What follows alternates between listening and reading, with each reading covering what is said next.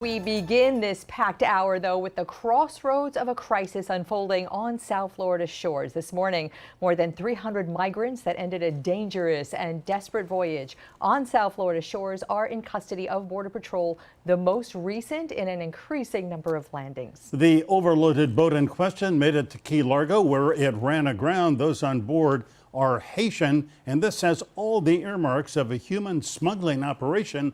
Local 10 News' Parker Branton is there to get us started. Parker, good morning. Michael and Glenna, good morning. Just over 100 Haitian migrants were bussed out of the Ocean Reef community here in Key Largo. Agents telling Local 10 News that some of them were severely dehydrated. Let's take you to these images just off of Key Largo that were coming into our newsroom Saturday afternoon. In these pictures and videos that you are going to see, you will even see some of these migrants jumping off of that vessel trying to swim to shore. Agents saying the majority of these people on the boat were adult men, though there were some women and children there as well. This packed sailboat was surrounded by boats from multiple law enforcement agencies, including the U.S. Coast Guard and U.S. Customs and Border Protection. Now, according to the Border Patrol, more than 200 migrants were taken onto a Coast Guard cutter, in addition to the 113 that came ashore.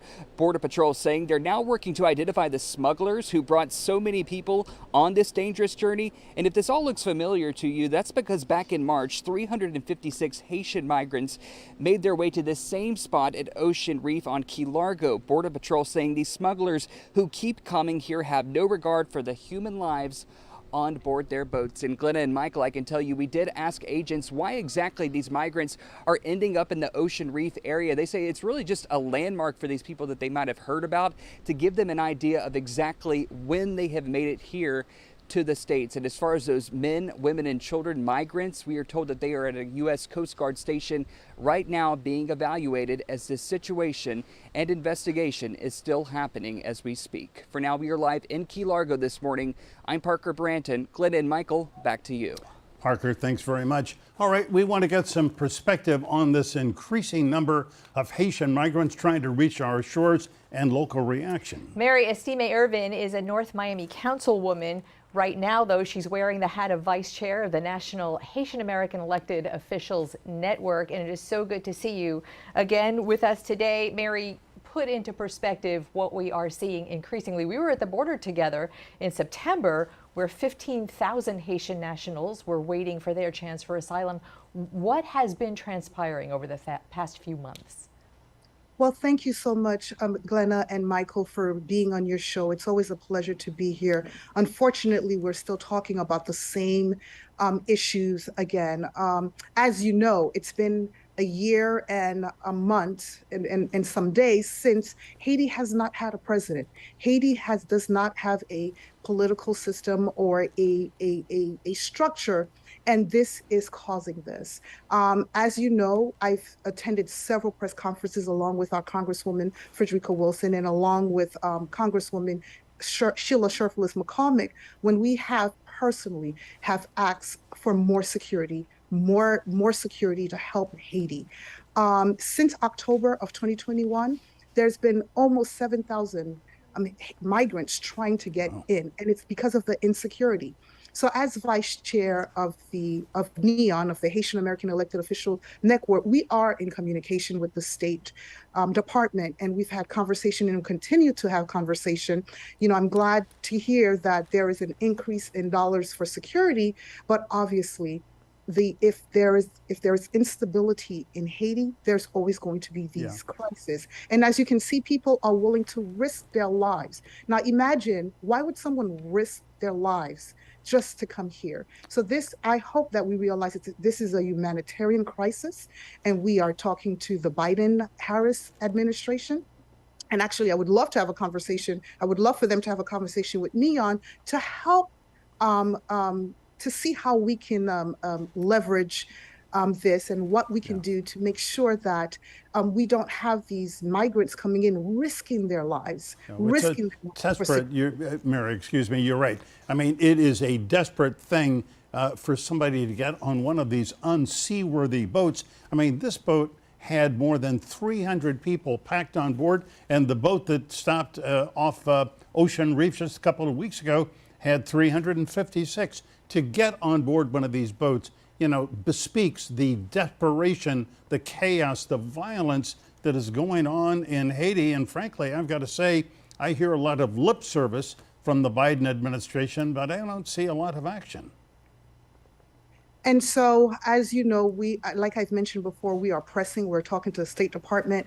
Now that you've given me this opportunity to share, I am publicly asking the Biden-Harris administration to speak to NEON. As you know, we are a network of almost 200, about 75 Haitian elected officials throughout the United States.